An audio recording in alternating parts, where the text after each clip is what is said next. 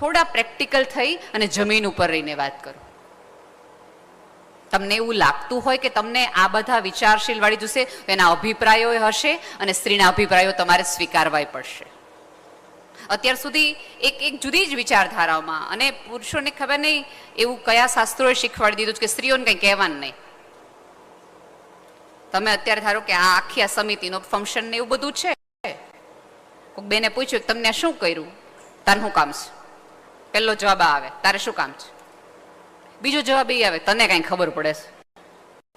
અમને એટલી નહીં ખબર પડતી હોય કે આખું આટલું સમિયાણું કેમ ઊભું કરવું ને કઈ રીતે કરવું, પણ અમને એટલી ખબર પડે કચરો કઈ જગ્યાએ નખાતો હશે ને વળાય કેટલો, એટલી તમને ખબર પડે. અમને એ નહીં ખબર પડતી હોય કે તમને ઓફિસમાં કેટલી તકલીફ પડી છે, તમારા ઉપર કેટલા ટેન્શન છે, એ કદાચ અમને નહીં ખબર પડતી હોય, પણ અમને એટલી ખબર પડે કે તમે ટેન્શનમાં હોય તો કેટલા પ્રકારની ચા તમને પાવી જોઈએ જેથી તમને ટેન્શન રિલીવ થઈ જાય. તમે જુઓ આ આખું છે ને વૈજ્ઞાનિક શાસ્ત્ર છે, સ્પર્શનું એક સરસ મજાનું શાસ્ત્ર છે.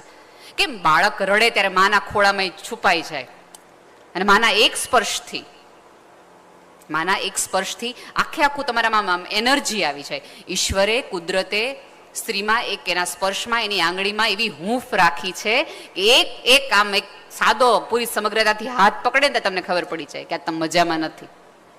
તમે એવું માનતા હો કે અમને ખબર નથી પડતી તો એ તમે બહુ વહેમમાં છો. તમે દરવાજો ધડ દઈને બંધ કરો ને એના ઉપરથી અમે કહી દઈએ કે આ તમે મજામાં નથી અને તમે કેટલા મજામાં છો. છોકરાઓને હગે વગે કરી દે કે આજે કોઈ માથાકૂટ કરવામાં આવશે નહીં, પાર્ટી મૂસમાં નથી. અમને તમારા દરવાજાના અવાજ ઉપરથી ભલા માણસ ખબર પડી જતી હોય, તમે બૂટ કઈ રીતે ઘા કરો છો એના ઉપરથી ખબર પડી જતી હોય, તમારી બેગ તમે કઈ રીતે નાખો છો એ ઉપરથી ખબર પડી જતી હોય, પાણીનો ગ્લાસ તમે ધડ દઈને મૂકો ને તે એટલી અમને ખબર પડી જતી હોય. તમને એટલી ન ખબર પડે કે તમારા મનમાં શું હાલે છે એમ તમે કહો છો? નહીં, ખબર અમને બધી જ પડતી હોય છે, પણ અમે રાહ જોઈએ કે તમે કયો. પણ પુરુષનું ખબર નહીં, આપણા ઉછેરમાં જ કાંઈક એવો વાંધો છે કે પુરુષે રડવાનું નહીં, પુરુષે થાકવાનું નહીં, પુરુષે કોઈને કાંઈ કહેવાનું નહીં, પુરુષે હારવાનું નહીં, પુરુષે આળસ નહીં કરવાની, એણે સવાર ઉઠીને વયું જ જવાનું, કામ કરવાનું જ તે. પુરુષે પોતાના સપના તરફ જોવાનું જ નહીં, પુરુષને કોઈ ઈચ્છા હોવી જ ન જોઈએ. ભલે એવું બધા જ સ્ત્રીઓ કહેતી હોય કે લગ્ન પછી સ્ત્રીઓની ઈચ્છાઓ મરી પરવારે છે, પણ સોરી ટુ સે લગ્ન પછી પુરુષોની ઈચ્છા સૌથી વધુ દબાઈ જાય છે, પુરુષોના સપનાઓ સૌથી વધુ રોંધાઈ જાય છે. એ તે લગ્ન પહેલા બાઇક લઈને આટા જ માર્યા હતા એને હાંજ પડે, પછી એને ખબર પડી કે ઘરમાં એક પાત્ર આવે, એને સંતાન થાય, એટલે ધીમે ધીમે ધીમે જે પુરુષનું વોર્ડરોબ આટલા બધા કપડાનું હતું એ આટલાનું કરી નાખે. અત્યારે આખું ફંક્શન તૈયાર થયું હશે ને એટલે બધાએ નક્કી કર્યું હશે કે શું પહેરવું. આ લગભગ બધા પુરુષોના જૂના કપડા હશે. અમાર શું છે જે હોય હાલે. અને બહેનોએ સાડીથી લઈ, ઓર્નામેન્ટ્સથી લઈ, ચપ્પલથી લઈને પર્સ સુધી બધું જ બદલાયું હશે. અને બધું બદલાયું પછી એમ કહેશું કે ઓલી નાકામાં કાંઈ લઈ લેવાનું નહોતું, જરાય નહોતું સારું કહેવાનું. તો આજ હું એક વાર કહું છું કે પુરુષો છે ને ભવિષ્ય જોવે છે અને સ્ત્રી અરીસો જોવે છે, એટલા માટે પુરુષો આગળ છે. શું પહેરવું એ નહીં, શું કરવું તરફ એમની દ્રષ્ટિ છે. અને પછી આપણે પુરુષોનો વાંક કાઢીએ કે આપણને આડા આવે છે ને આપણને આગળ આવવા દેતા નથી, તો સાવ એવું નથી. ક્યાંક આપણી મર્યાદા આપણને આગળ આવવા નથી, આપણો સ્વભાવ આપણને આગળ આવવા દેતો નથી, આપણી જીભ આપણને આગળ આવવા નથી દેતી. મને કોઈક સ્ત્રીને હું તોછડા સ્વભાવમાં જોઉં તો મને બહુ દુઃખ થાય. આ પૃથ્વી પરની કોમળતા છે ને એનો આધાર જ સ્ત્રી છે. એની સ્માઇલ છે, એની આંખ છે, એની ભાષા છે, એનું લઢણ છે, એનું વલણ છે, જેના કારણે ગમે એવો ગુસ્સાવાળો ગમે એવો વસ્તુ હોય, એક ચૂપ રહેતી સ્ત્રીને જોઈને એક પુરુષને એમ થઈ જાય કે નથી કેવું મારે કાંઈ. બંને પક્ષે બોલબોલા થાય ને એટલા માટે છૂટાછેડા થાય છે. એક વ્યક્તિ ચૂપ રહે અને એક વ્યક્તિ બોલે, એક વ્યક્તિ સાંભળે અને એક વ્યક્તિ રિએક્ટ ન કરે તો સંબંધો વર્ષો સુધી ચાલી જાય છે. વૈજ્ઞાનિકલી એવું કહેવાય છે કે તમને ચામડી ઉપર ઘા પડે ને તો એને રૂઝતા વાર લાગે. બાહ્ય કોઈ પણ પ્રકારના ઘાવ તમને વાગે તો એ રૂઝતા વાર લાગે. મને ધારો કંઈથી લીટો પડે તો આને રૂઝાતા વાર લાગે, પણ આજ સવારે મને અંકિતાબેને ચા પાઈ હોય એનાથી મારી જીભ દાજી ગઈ હોય અથવા બટકું ભરાઈ ગયું હોય, કાંઈ પણ થયું હોય ને તો એ ઘાવ તરત રૂઝાઈ જશે, એ યાદ નહીં રહે. શું કામ? કારણ કે એવા લાળ છે. લાળથી ગમે એવા ઘાવ છે ને એ રૂઝાઈ જાય. મિત્રો, જીભ ઉપર પડેલા ઘાવ છે ને એ તરત રૂઝાઈ જાય, પણ જીભથી ભળેલા ઘાવ છે ને એ ક્યારેય રૂઝાય નહીં. એને રૂઝાતા બહુ વાર. આખી મહાભારત એ જીભના કારણે થઈ છે. આખી રામાયણ એક મંત્રાની જીભના કારણે થઈ છે. થઈ જાય બોલવાની ઈચ્છા થઈ જાય, કહી દેવાની ઈચ્છા થાય, પણ ઈશ્વરે તમને કોમળતા નામનું બહુ મોટો એક ખજાનો આપ્યો જે પુરુષને નથી આપ્યો. એ ખજાનાનો ભરપૂર લાભ લ્યો. એ તમારી પોતાની કરન્સી છે, એ તમારી પોતાની માર્કેટિંગ સ્ટ્રેટેજી છે કે જે એને આમ ન્યોછાવર થઈ જાઓ. કોઈ પણ વ્યક્તિ ધડ બોલવા માંડે ને તો પહેલું સ્માઇલથી જવાબ આપો, અચ્છા એવું થયું છે, સોરી. પછી એ સોરીમાં એ બોલી નાખે. પછી અહીંયા બેઠેલી તમામ સ્ત્રીઓ જ્યારે પુરુષે ગુસ્સો કર્યો હશે ને, પછી થોડી વાર પછી, એક દિવસ પછી, 2 દિવસ પછી તમને એમ કહેશે કે ઓલા આપણે સેલ આવ્યો તાર જાવું જ સાડી લેવા. એ સાડી લેવા તમને શું કામ લઈ જાય ખબર? કારણ કે એને ખબર છે કે તે દિવસે ભૂલ મારી હતી, એ વાંક મારો હતો. તમે એવું માનતા હોય કે ઉપરવાળાએ પુરુષને હૃદય નથી આપ્યું તે ભૂલી જાજો, એને આપ્યું જ છે. તમને પહેલી વાર નહોતું આઈ લવ યુ એને કીધું તું, એનું સ્વરૂપ જુદું હશે કદાચ. એની પાસે પણ હૃદય છે અને એ પણ ધબકે છે. એટલે એનો થોડોક એવો મલાજો પાડો. એને 2-3 વસ્તુની જ અપેક્ષા છે. અને અત્યારે તમે જુઓ ને તો તમારા ઓલાની અંદર સમાધાન એવો શબ્દ તમે વાપર્યો છે, પણ સમાધાન પહેલા સમજણ છે. સમજણમાંથી આવેલું સમાધાન જ તમને ક્યારેય ગિલ્ટ તરફ નહીં લઈ જાય. કારણ કે અત્યારે એક ટ્રેન્ડ છે કે એડજસ્ટ નહીં કરવાનું. એડજસ્ટ કરો ને તો આપણે સહન કર્યું કહેવાય. સાહેબ, એકબીજાની સાથે રહ્યો ને તો થોડું એડજસ્ટમેન્ટ કરવું જ પડે. અત્યારે તમે એક સોફામાં 3 જણા બેઠા તો નથી થોડું ઘણું એડજસ્ટમેન્ટ કર્યું છે ને? નાની એવી જર્ની આ 3 કલાક 4 કલાકના કાર્યક્રમમાં તમે એડજસ્ટ કરતા હોય તો સાહેબ 40 વર્ષની યાત્રા, 50 વર્ષની યાત્રામાં તમે થોડું ઘણું એડજસ્ટ કરી શકો. અને અંતે તમે એકબીજાને એડજસ્ટ થઈને એક સંપૂર્ણ વર્લ્ડ બનાવવાના છો. ક્યાંક સ્ત્રી અધૂરી છે અને ક્યાંક પુરુષ અધૂરો છે. એ બેના મિલનથી તો એક સંપૂર્ણ ક્રિએટિવિટી આખી દુનિયા ચાલે છે. તો એવી ક્યાં વાત આવી ગઈ છે? એવું કયું વસ્તુ એવું થઈ જાય છે કે સતત મગજમાં એવું થઈ જાય છે કે આ ભાઈઓ બહુ આપણને વચ્ચે આવે છે, ભાઈઓ બહુ વચ્ચે આવે છે. અને ભાઈઓને એવું છે કે બહેનોને કંઈ ખબર નથી પડતી. ભાઈઓને કહેવાનું કે તમારું સર્જન છે ને એ અમારા શરીરમાંથી થયું છે. એટલે તમને તમારા ધબકારાની ખબર પડી નહીં, પહેલા એક સ્ત્રીને તમારા ધબકારાની ખબર પડી હતી. એટલે અમને બધી જ ખબર પડે છે કે તમારી ચહલ પહલ ક્યાં છે, તમારી મુવમેન્ટ કઈ દિશા તરફની છે, તમે અત્યારે શું વિચારી રહ્યા છો. થોડુંક કહેવાનું રાખો. અત્યારે તમે જોશો કે સૌથી વધુ યુવાનોમાં બ્રેઇન સ્ટ્રોક આવે છે. કેટલા બધા પુરુષોને પહેલા એક સ્પેલ હાર્ટ એટેકનો હતો, હવે બ્રેઇન સ્ટ્રોકનો છે. શું કામ છે? એવું કઈ ચિંતા છે કે જે તમે અમેનને કહી નથી શકતા? અને એક સાવ સાચી વાત કહું કે તમારા મમ્મી પછી આ પૃથ્વી પરની કોઈ એક સ્ત્રી હોય ને કે જેને તમારા સુખી થવાની સૌથી વધુ ચિંતા હોય, સૌથી વધુ ચિંતા મમ્મી કરતા પણ ક્યારેક વધુ, એ તમારી પત્ની છે.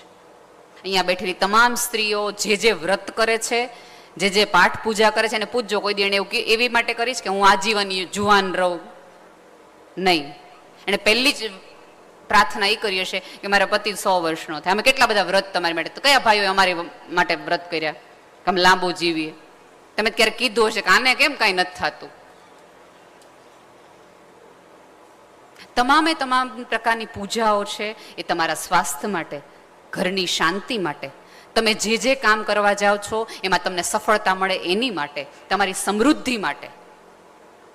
માં હોય ને એને તો 3 દીકરા એટલે 3 દીકરા માટે પ્રાર્થના કરવી પડે. અમારે એક જ. એટલે અમે જ્યારે બેસીએ છીએ ઈશ્વર સામે ત્યારે માત્ર તમારી સફળતા માટે જ બેસીએ છીએ. એનો અર્થ એ છે કે તમે અમને કહેવાનું રાખ્યું ને તો તમે ક્યારેય નિષ્ફળ નહીં જાઓ. થોડુંક અમારી સાથે શેર કરવાનું રાખો.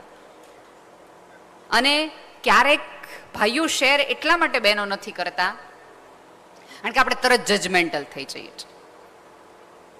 તમારે તો હંમેશા આવવું જોઈએ, કોઈ દી કકડાટ જ તમારો હોય એટલે પહેલી વારમાં નક્કી કરી નાખે છે આને સાંભળવાની ક્ષમતા જ નથી, એટલે એને કહેવાની ક્ષમતા ગુમાવી નાખે છે. એ તમને એવું કે આજે ફલાણા ભાઈએ છે ને સહેજ આમ કર્યું, તો ત્યારે તમારે હજ કરવાની જોઈએ.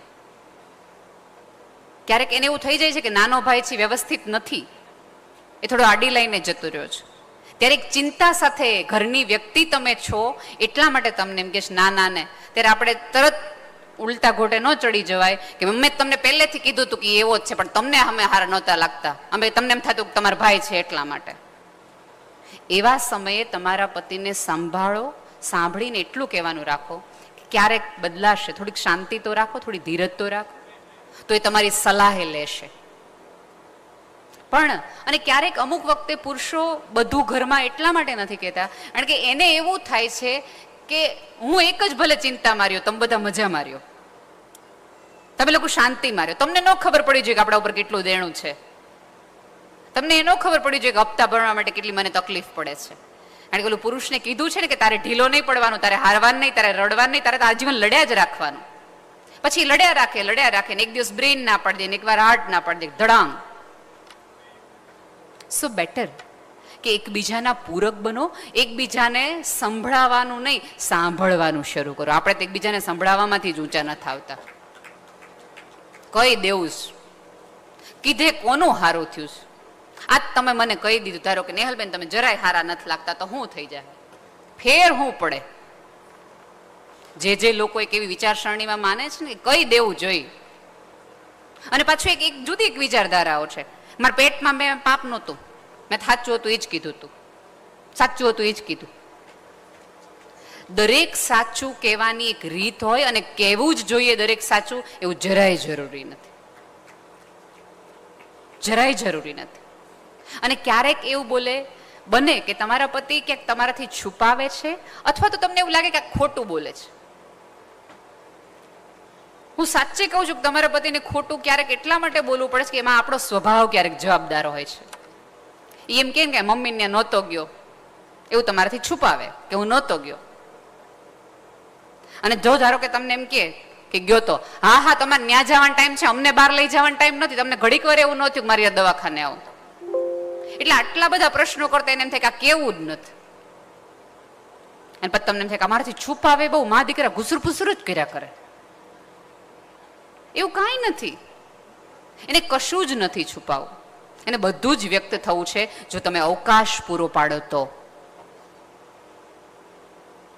છૂટાછેડામાં જેટલો માનો રોલ છે ને એટલોય ક્યાંક સાસુનોય રોલ છે, બંને એટલા જવાબદાર છે. અને બીજી ત્રીજી સૌથી મહત્વની વાત કે હું તો બહુ જવાબદારીપૂર્વક કહું છું કે કોઈ વ્યક્તિ તમારા સંબંધ ન તોડાવી શકે જો તમે મક્કમ હો ને તો, ના સાસુ કે ના તમારી મમ્મી. તમને તમારા ઉપર વિશ્વાસ નથી, તમને તમારી આવડત ઉપર વિશ્વાસ નથી ને એટલે સંબંધો તૂટે છે. અને સગપણમાં અત્યારે સૌથી વધુ માથાકૂટોની તકલીફ થાય છે. બધાને ભણેલો છોકરો જોઈએ, ગણેલો છોકરો જોઈએ, રમતિયાળ છોકરો જોઈએ, સેન્સ ઓફ હ્યુમર સારી હોવો જોઈએ, ખૂબ કમાતો હોવો જોઈએ, એને 4-5 ફ્લેટ હોવા જોઈએ, ડ્રાઈવર વાળી ગાડી હોવી જોઈએ, દર રવિવારે બહાર જમવા લઈ જતો હોવો જોઈએ, વિદેશ ટૂર કરાવતો હોવો જોઈએ, આ બધું હોવું જોઈએ, બધું હોવું જોઈએ. અને પાછો ભુજમાં રહેતો ન હોવો જોઈએ, કારણ કે દેશમાં રહેવાનું નહીં. એવી દરેક બહેનોને વિનંતી છે કે તો તમારા ભાઈઓને દેશે કોણ? તમને જો ન રહેવું હોય આ જગ્યાઓમાં તો આ જગ્યામાં કોણ આવીને રહેશે? એના બદલે તમે જ્યાં છો ને એને વિદેશ બનાવો કે બહારની છોકરીઓને એમ થાય કે રહેવા અહીંયા જવાય. જો હમણાં જ ભાનુબેન લોકોએ ઘર કર્યું આ વર્ષે જ, તે નહીં એને ત્યાં મજા આવતી હોય એટલે ઘર કર્યું છે?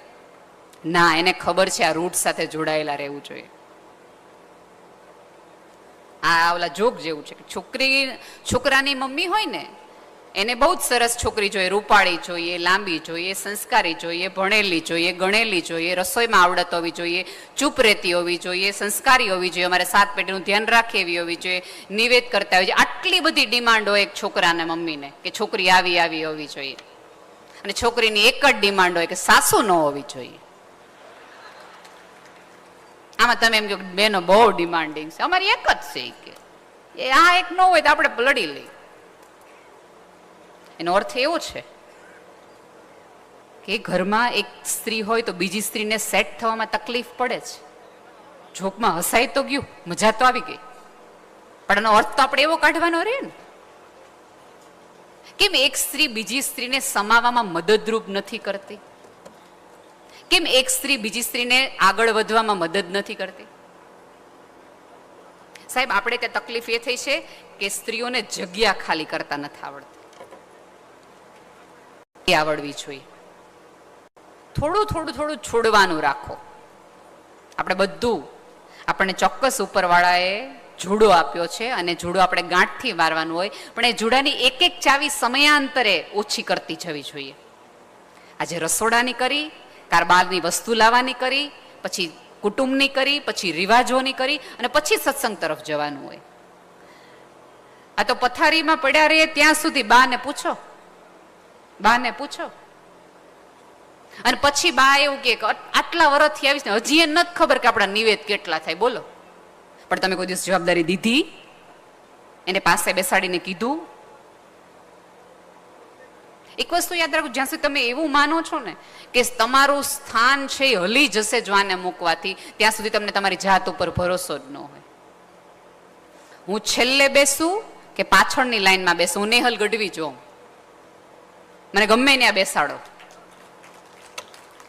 આપણે તો અનેક વાર કીધું છે કે સિંહાસન જેવો કોઈ શબ્દ જ નથી. સિંહ બેસે ની આસન, આપણે બેઈએ ની સિંહાસન. તમને એમ હોય કે જે ઘરને બનાવતા તમારે 30-40 વર્ષ લાગ્યા છે એ ઘરમાં તમારી સત્તા હમણાં આવેલી એક સ્ત્રીથી જતી રહેશે, તો તમને સત્તા મળી જ નથી એવું માનજો. જગ્યા આપી હશે ને તો સામેથી પૂછવા આવશે કે હે બા આમ શું કરાય. તમે જો દરેક કુટુંબમાં એક ફઈબા, એક કાકી, માસી એવા હોય કે બધા જ પૂછવા જાય કે આમાં શું કરાય, હે આવું થઈ ગયું છે. શું પુરુષોય તે સલાહ લે સંબંધોની એમની પાસેથી? એનો અર્થ છે કે એ સ્ત્રીએ ક્યાંક ઘસાણી છે, ક્યાંક એણે કોઈ ઘાવને રૂજ આપી છે, ક્યાંક એ બે બંધને જોડવા માટેની જવાબદાર પાત્ર એણે નિભાવ્યું છે, ક્યાંક તૂટતા ઘરોને એણે જોડ્યા છે, ક્યાંક કોકનું એ ગળી ગઈ છે. કહેવાનું છે એ કીધું છે, ન કહેવાનું પી ગયા છે. થોડું અહીંયા બેઠેલી તમામ સ્ત્રીઓને મારે બે હાથ જોડીને વિનંતી, થોડું ગળવાનું રાખો. બધા ઝેર છે ને ઓકી નથી દેવાના, થોડા ગળે રાખવાના હોય છે. એકલું શંકર ભગવાનનું કામ નથી, આપણું કામ છે. બધું જ કહી દેવું, બધું જ કરી નાખવું. ખાલી જીભ ને થોડી ઘણી આપણે, હું એવું નથી કહેતી કે તમે તમારી વાત ન રજૂ કરો, તમે તમારી ઈચ્છાઓ ન મૂકો, તે તમે તમારી ડિમાન્ડ્સ ન મૂકો, ચોક્કસ મૂકો. પુરુષોને નથી ખબર કઈ રીતે રજૂઆત કરવી, આપણને તો ખબર છે એક્સપ્રેસ કઈ રીતે થાવ. પ્રકૃતિ છે ને એ સ્ત્રી છે. તમે પ્રકૃતિ જોશો ને તો એને પણ ઋતુઓ છે. ઋતુઓ પ્રમાણેના ફૂલ, આકારો અને વાતાવરણ બદલાય છે. એનો અર્થ એ છે કે સ્ત્રીમાં એ ઉપરવાળે મૂકેલી આવડત છે, એ રંગો છે કે સમયાંતરે બદલાય. સ્ત્રીની સવાર જુદી, સ્ત્રીની રાત જુદી, ફૂલોનો રંગ જુદો, ઉનાળાનો રંગ જુદો. એકનો એક આંબો 4 ઋતુમાં દરેક રંગ અલગ બનાવે, ફૂલ અલગ બનાવે. તો સ્ત્રીમાં પણ એ આવડત છે. આજ સુધી આ સભ્યતાને સ્ત્રીઓમાં રસ એટલા માટે જ પડ્યો છે કારણ કે સ્ત્રી મિસ્ટ્રી છે, સમયાંતરે રંગ, આકાર, સ્વરૂપ બદલાવે છે. જ્યારે એ વધારાનું બોનસ ઉપરવાળાએ પુરુષોને નથી આપ્યું. બિચારા આવ્યા તે દુને એવા ને એવા છે, ગોળ મટોળ. આપણી પાસે તો સવલત છે, તો એનો આનંદ હોવો જોઈએ, એનો ગર્વ હોવો જોઈએ. પણ દરેક સ્ત્રીની તકલીફ એ છે કે એની પાસે જે છે ને એનું એને સન્માન પણ નથી, ગર્વ પણ નથી અને અભિમાન પણ નથી. એને હંમેશા બીજા જેવું થવું છે. અહીંયા બેઠેલી તમામ સ્ત્રીઓએ અત્યારે જતી વખતે એના મગજમાં એક સોનાનો ઘાટ છે, ઓલા જેવું કરાવું છું.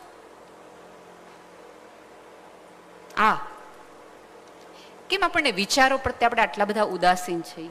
અહીંયા ભાઈઓએ, બહેનોએ કેટલી બધી વાતો કરી, કેટલા બધા વિચારો આપ્યા, કેટલું બધું કીધું. કેમ આપણે કોઈ વિચારોમાં પ્રદાન ના આપી શકીએ? આપણે કેમ સમાજના કેટલા બધા કામો થતા હોય એમાં આપણે કેમ આપણું યોગદાન ના આપી શકીએ? આપણી આજુબાજુની, અને તમારી તો કેવી સરસ પરંપરા છે. મને બેને વાત કરી કે અમારે ત્યાં છૂટાછેડાવાળી આખી વિધિ થાય એમાં કોર્ટ સુધી વાત જ નથી જતી. તમારે ત્યાં પંચ છે, તો પંચમાં પેરેલલ સ્ત્રીઓય હશે, તો એને પણ થોડી ભાગીદારીને સમજદારી આપો. છોકરીઓને સમજાવો છો, છોકરાને પણ સમજાવો, ફેમિલીને સમજાવો, સમાજને પણ સમજાવો.